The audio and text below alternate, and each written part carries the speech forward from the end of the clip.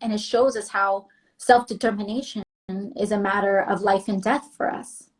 Do you think that we should, and this is me thinking, because like, should we lock down ourselves like the airport? Like, don't give a damn of what the government, the federal government is saying. I know that maybe it's uncomfortable for you to say, but I'm like, if I'm a governor of the island and I can see people drowning like that, like dying, I'm not gonna wait for someone to tell me to help them out. I'm just gonna go and help them out. Like, I think, I don't know, we should lock down the airport, because we don't want any more flights, because we depend on Trump and everyone else to decide, and they're taking, like, they're already took like equipment for you know, I'm not against human beings, like they have their needs, but it's the same way Trump locked down. I think he locked down the city from the flights from Europe or something in a certain point. Sí, So sí, bueno. Yeah, perdón, y también hay mucha persona que está pidiendo por español, so yo quiero tratar a traducir, you know, and go a little bit into Spanglish a little bit. Pero la pregunta es ¿por qué no podemos, como la isla de Puerto Rico, por qué no podemos cerrar los aeropuertos? Y yo estoy de acuerdo, porque hay mucho viaje que son como no esenciales. Y yo creo que, bueno, si tiene que regresar a visitar familias, si tiene que venir, si está haciendo trabajo esencial, yo creo que podemos abrir los aeropuertos, pero o cualquier otra cosa, no deberíamos traer personas aquí a Puerto Rico, y la isla debe tener el poder de hacer eso si es necesario. Sí, de poder cerrar. Es para que la gente entienda en Latinoamérica que lo que está pasando es que no podemos cerrar los aeropuertos porque no nos dan el permiso el gobierno federal y el gobierno de Trump. Por ende, siguen llegando turistas o siguen llegando gente de ciudades que o hacen escala para no llegar directamente de Nueva York, se toman Tylenol, se les baja la fiebre y luego acá les explota el coronavirus y usan el equipo que tenemos, que no tenemos mucho equipo, tenemos el equipo es limitado ya en Puerto Rico. Sí, y todavía con el equipo, pero también el gobierno federal se trata a Puerto Rico diferente. En los otros estados no hay como un como like a ceiling, like a cap, con los costas de Medicaid. Pero con Puerto Rico ellos dicen, mira, aquí hay cualquier millones a gastar con Medicaid, pero cuando se gasta, eso es todo, se gasta. Y cuando personas vienen aquí, ellos tienen que ir a los hospitales, personas que vienen de vacación, ellos están quitando de ese dinero de nosotros para isleños, para personas para puertorriqueños, para boricuas. Y eso también, todos esos problemas se montan y montan y montan. Sí, van creciendo aquí. Tengo algo relacionado, una pregunta relacionada a la anterior, like this one, it's kind of not the same, but like colonial policies affect health outcomes. For example, as a colony, Puerto Rico depends on the Medicaid funds. Both Puerto Rico is much lower than any other capped at 55% versus the rest of the US, which is 83%. Can you help me understand why? How is that justified? This is again, you know, it goes back to these colonial policies. We treat the federal government and federal policies treats Puerto Rico and Puerto Ricans completely differently than they treat other states and any other American citizen. And so what that means is, so there's no real reasoning for it. There's no legitimate reason as to why we reimburse Medicaid in Puerto Rico differently than we reimburse Medicaid in the continental United States, in the rest of the United States. And so really a lot, and, you know, because we do have Puerto Ricans in Congress representing other states, Nidia Velázquez, myself, otras congresistas, Sí. pero we try to fight for the island, even given the fact that we're in New York and other places. And the response that we always get, especially from this administration, es que Trump tiene un odio a la isla que es personal, es personal. Si tiene la palabra Puerto Rico, él no quiere pasarlo y él no quiere ayudar. Pero también es importante a reconocer que estos problemas fue anterior de Trump, porque Sí. antes que Trump fue la Junta, y eso fue una administración demócrata que apoyó la Junta, que ahora están, la estructura de la Junta es matando personas. O sea, no podemos traer recursos a los hospitales, a nuestras escuelas, a otras cosas, de infraestructura. Sí. Worse, but they are problems that existed before Trump. And that's the thing that's important for us to recognize. And it's uncomfortable, but it was under a Democratic administration that the Promesa Act passed and La Junta was established. And so we need to recognize that. I believe, at least, Trump is a symptom. He is not the core problem. He's one of the largest symptoms of the deeper problems of structural inequality. Yeah, like I think that you're right, and that sends me to the next question. No sé si entendieron esta pregunta.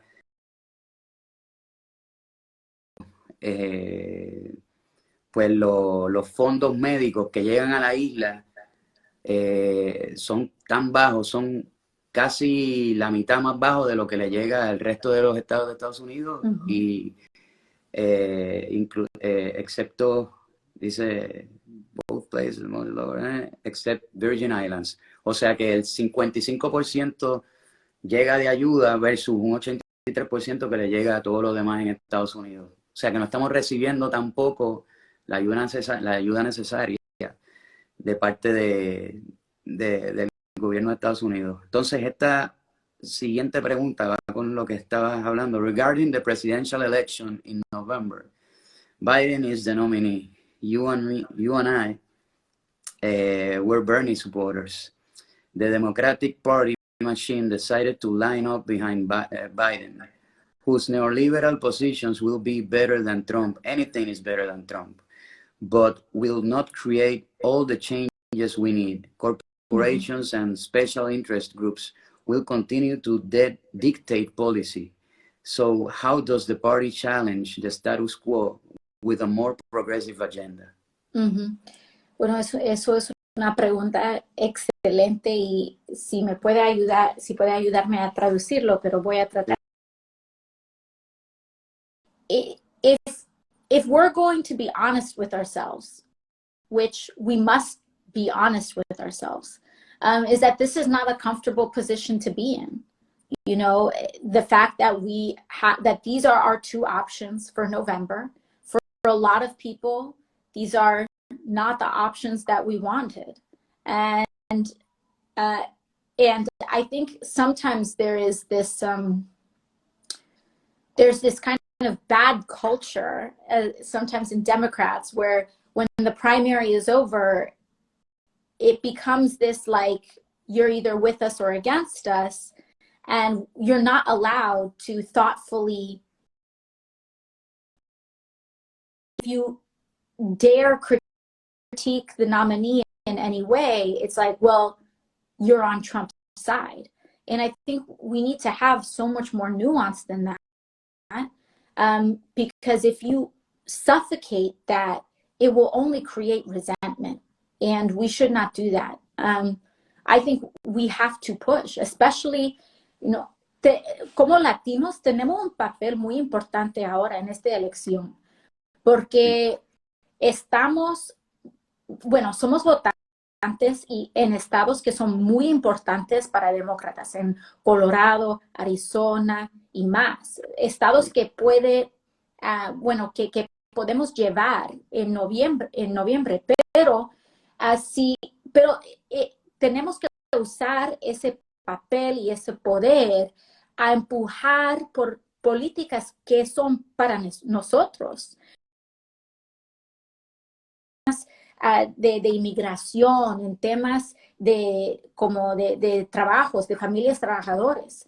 Y podemos usar el poder que tenemos como votantes a empujar a Joe Biden, porque yo estaba trabajando y yo estaba en una conversación con activistas en Puerto Rico, en la isla, 1 o 2 días más antes. Y ellos me dijo, bueno, ¿qué es la esperanza que podemos hacer más por Puerto Rico aquí en este momento en el paquete de emergencia que viene? ¿Qué es la esperanza en que podemos quitar la junta o cancelar la deuda? Y yo les dije, mira, con Trump no tenemos mucha esperanza, pero tenemos que reconocer que Biden apoyó mucho de estas políticas también y tenemos que empujar a él, pero yo creo que con Biden tenemos más, we have more room with him. Sí, más espacio. Sí, tenemos más en la isla, mi familia es en Puerto Rico, mi abuelas, mis primas, primos, tías, tíos, y este es un choice que tenemos. Sí. Y es un choice de vida o muerte.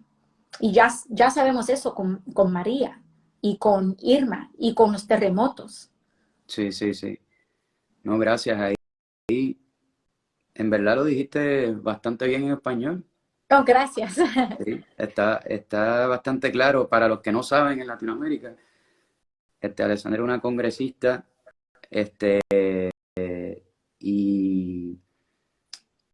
y para mí es de vanguardia en su mentalidad, en su pensamiento, políticamente hablando, y es de las personas que se necesitan para que el mundo se mueva hacia adelante y no vaya en retroceso, no vaya hacia atrás.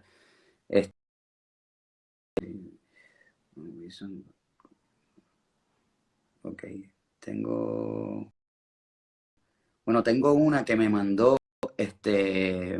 un amigo doctor y científico de la Universidad de Yale. Y se lo mando en video porque creo que está bien. Déjame subirle el volumen y lo pongo así. Question about testing. There's a shortage on testing both in Puerto Rico and in the US. And part of the reason why there's a shortage is not so much that there's a shortage on the specific reagents that are needed, is that these reagents have been built into kits that are made by specific pharmaceutical companies. And those companies have been unable to supply the kits for the machines that they usually run. And the reason is because the kits are custom made for those machines. And if you don't have the right kit for the right machine for that specific company, then you cannot run the tests. It reminds me of the Nestle coffee pots. If you don't have, you can have coffee in your house, but if you don't have the right coffee pot, you cannot run the Nestle coffee machine. So my question is, I have 2 questions. Because unlike the Nestle coffee machines, these are tests that are needed to protect people's lives. And if these pharmaceutical companies are unable to supply them, because they have essentially established systems, like the printers are a good example too, like the cartridges, you can only use those cartridges for those printers. So if these machines, you can only use the specific kits, then they're limiting the ability of the world to do this type of tests. And this is quite specific to the US because other places, like other countries, have been able to implement the test broadly. So what kind of regulations will Congress think of for the future in case there are pandemics like this, so that this doesn't occur again? That's number one. And the second thing, for these particular companies, I'm thinking about companies like Roche, which in Puerto Rico, there are about 5 labs that could be running thousands of tests for people of Puerto Rico using the Roche equipment. But the Roche company is only supplying 1 test kit a day, 1 or 2, to a single lab, limiting greatly the amount of tests that can be run in Puerto Rico. So is there any regulation in terms of how these kits that are being made by these companies are being distributed? Like, how does that add up with things like health disparities, for example? Of colors that might then result in fewer tests and a higher incidence of both the virus and then death. Oh, you got so yeah, that was the question from Daniel.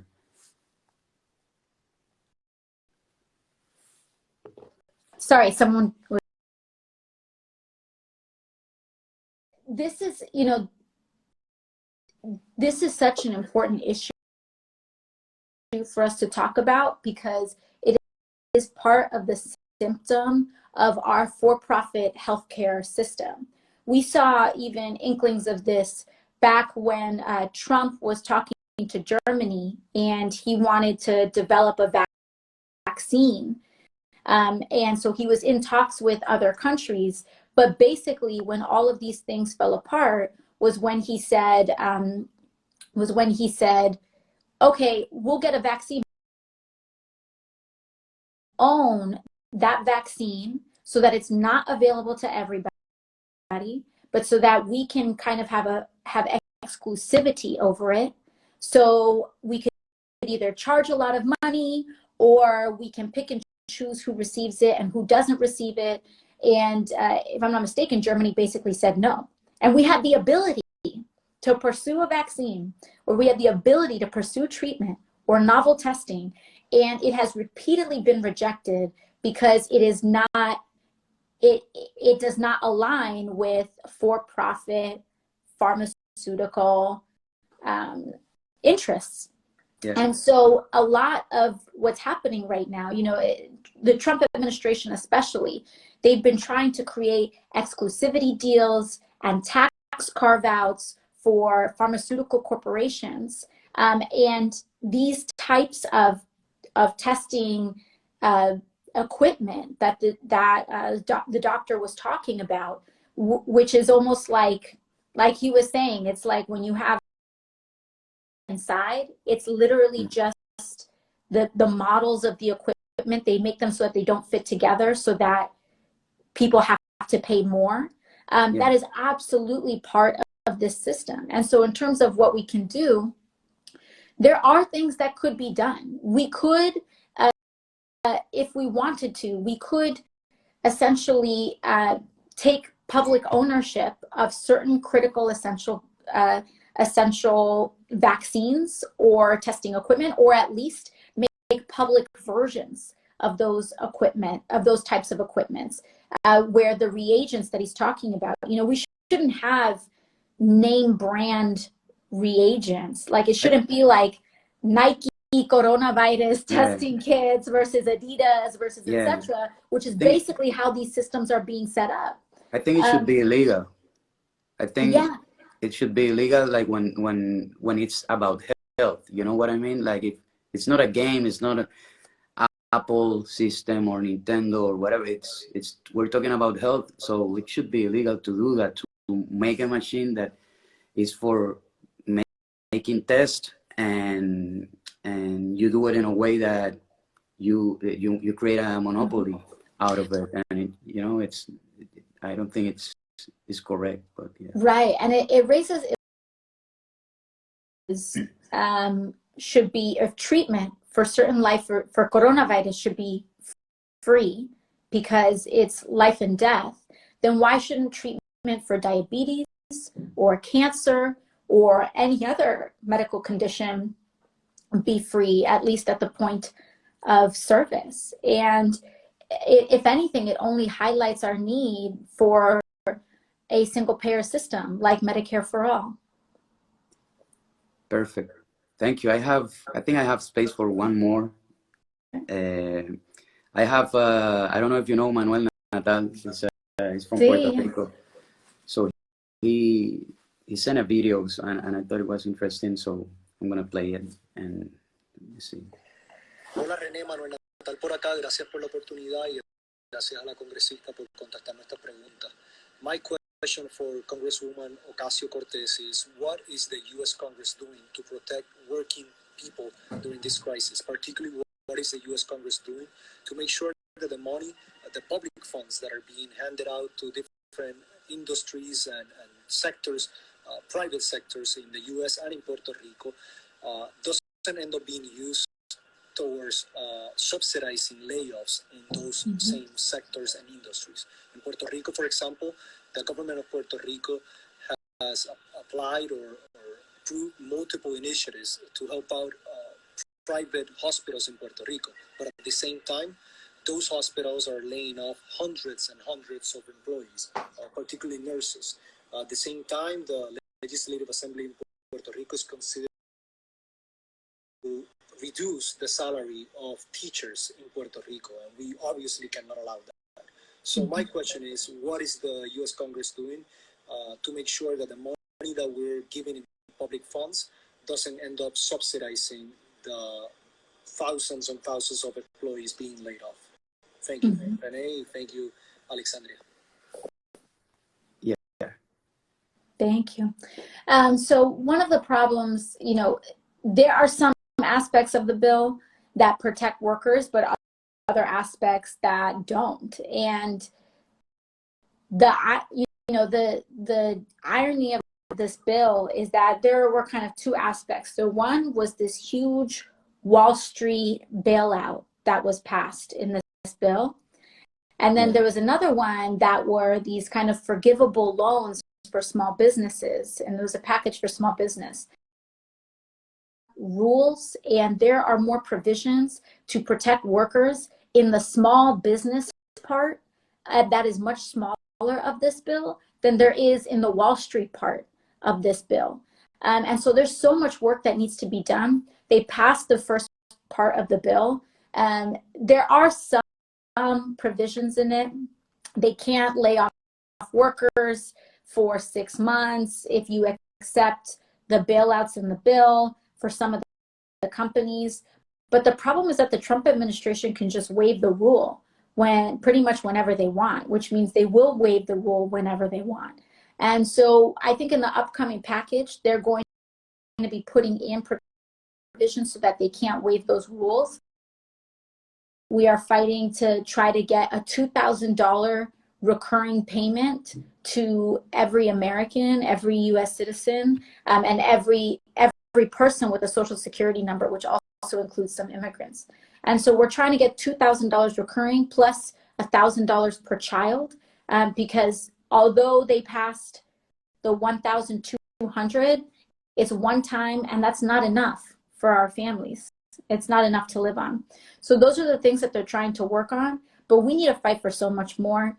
For the places that are on lockdown, we need rent and mortgage moratoriums. We need suspensions of rent and mortgages, because we now have almost 20 million people that have filed for unemployment, almost 20 million people suddenly without a job. And we're somehow trying to tell these people that they still need to pay their rent. It's ridiculous. It's wrong. And if we don't fix it, people, far more empty homes than there are people who become homeless. And we have to make sure that we're protecting working families in all of this. Pues nada, ya no queda tiempo. Yo creo que tu español es muy bueno también. Gracias. Para las respuestas, y la próxima la hacemos en español para toda la gente que está en Latinoamérica. Igual en Latinoamérica está bueno aprender otros idiomas, y para no lucir como países que solamente aprenden un idioma, sino ser países que aprendemos diferentes idiomas. Estamos abiertos a hablar tanto inglés como español y hasta chino. Creo que lo que está pasando, yo no creo en ningún sistema, a mí se me hace muy difícil, como que pienso que hay que inventarse cosas nuevas. Soy como que creo que estamos viviendo momentos distintos a hace mucho tiempo atrás y con eso pienso que lo que está sucediendo en Nueva York es claro, un ejemplo vivo de hacia dónde puede ir el capitalismo al ver que la gente que está muriendo en Nueva York son los que no tienen y Exactamente. los que tienen están bien y tienen la oportunidad de salvarse, los que no tienen están muriendo y tantos son latinoamericanos que están de inmigrantes allá como los afroamericanos que están allá y las minorías, todas las minorías son las que están sufriendo esta pandemia pero exageradamente y es triste y cuando se ve, cuando tú miras Nueva York, que es la ciudad, una de las ciudades más importantes del mundo y ves lo que está pasando, se ve claro, para mí es claro que no funciona el sistema y que hay que cambiarlo y no solo el capitalismo, yo no creo en ningún otro sistema, pienso que hay que crear cosas nuevas. Sí. Una idea. Bueno, es una locura que rica, somos el país más rico, que somos el país más avanzado en el mundo, que tenemos la tecnología y no podemos garantizar el seguro médico a personas aquí en los Estados Unidos. Que no damos, que una persona que trabaja en una tienda o trabaja en un trabajo regular no puede depender a ir a la hospital y tener tratamiento si no kind of bankrupt. Y si no se va en bancarrota, se tiene que ir en bancarrota. Y yo represento a una de las comunidades más impactados en los Estados Unidos. Es la 14 distrito congresional de Nueva York, como de los top 10, de los 10 comunidades más impactados, 5 son en mi distrito congresional. Eso es en Queens, Corona, Jackson Heights, Elmhurst, y son comunidades latinos, son comunidades indocumentados, somos inmigrantes, somos afroamericanos y también en todo eso, en nuestras comunidades, lo que yo estoy oyendo es que los pacientes que va ahí en el hospital, una de sus últimas palabras de antes que tener como entubarlo, antes de entubarlo. Antes de entubarlo, ellos están preguntando ¿cuánto va a costar mi familia? Sí, eso, yo vi esa noticia. Sus últimas palabras.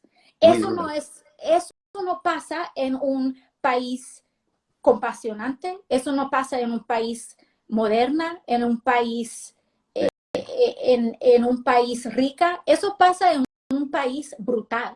Y este es un sistema medicamento brutal por familias trabajadores y brutal por mucho más familia. Y tenemos que cambiar este sistema porque tenemos que garantizar el medicamento, tenemos que garantizarlo.